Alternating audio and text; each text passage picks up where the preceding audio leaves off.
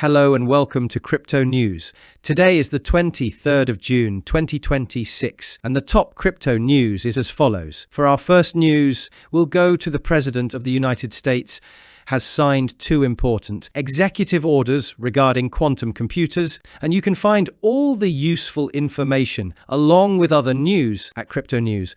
The first executive order directs federal agencies to collaborate with the private sector, including Anthropic and the academic world, to develop a quantum computer powerful enough to conduct scientific research by 2028. The second executive order directs agencies and government security experts to prepare for quantum systems that could bypass standard encryption faster than previously anticipated. This ties in very closely with yesterday's news, where I mentioned that Anthropic's systems, through experiments they conducted, managed to breach nearly all of the NSA's systems. All of that was covered in the previous episode. A third directive issued was to allocate additional funding to all of these efforts in order to accelerate progress. So those are the latest moves made by the American president regarding quantum computers. Moving on to other countries, we turn to one of Japan's corporate pension funds, which is planning to allocate approximately 1% of its surplus assets to cryptocurrencies.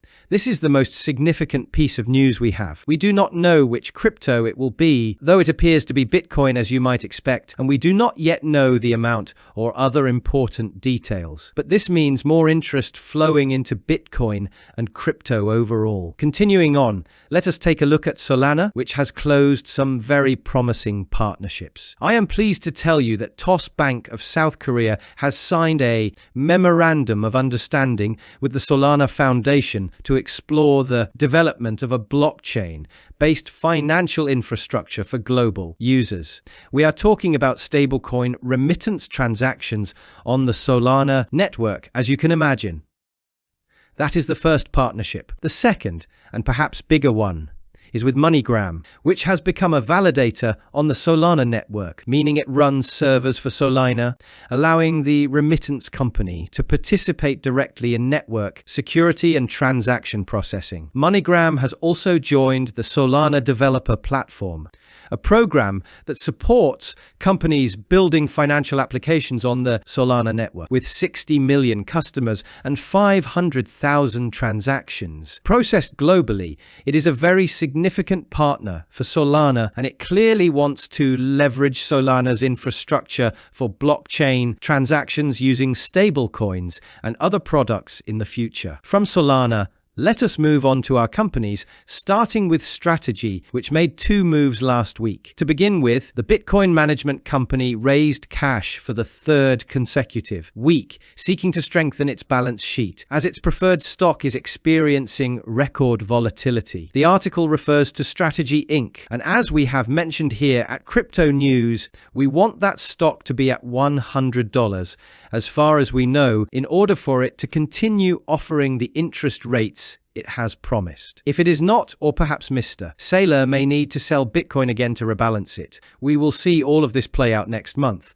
From what I can tell. To continue, the company increased its so-called dollar reserves by $300 million, bringing the total to $1.4 billion, while also purchasing 520 Bitcoin for $35 million. From STRC, we move to BitMine, which purchased $92 million worth of Ethereum, but that is not the only move made. We also learned that there is now ETH Labs, a new non-profit research and development organization founded by former Ethereum Foundation researchers. It aims to better prepare the network and its currency for institutional adoption. The initiative is funded by the largest companies managing Ethereum, such as BitMine, Sapling Gaming, and one of Ethereum's co-founders. So, as you have already gathered from following crypto news, you know that the Ethereum Foundation is running low on funds, and a large portion of its engineering talent has departed in recent months. As a result, new infrastructure and organizations are beginning to emerge to support and continue developing Ethereum. The only thing I find myself wondering about the future is whether this new organization will collaborate with the Ethereum Foundation to develop Ethereum together, or whether we will see a rivalry over who ultimately has the capability to truly build out Ethereum. So those are the key developments around Ethereum. And we also checked in on our beloved crypto market, where Bitcoin is simply holding steady between $63,000 to $64,000. That wraps up the top news for crypto. Today is the 23rd of June, 2026. I'd like to remind you that the content you just watched is created for educational purposes only and should not be considered as investment advice, but rather as investment opinion. Please subscribe to the channel, leave a like, and feel free to comment. Take care, everyone, and have a good day.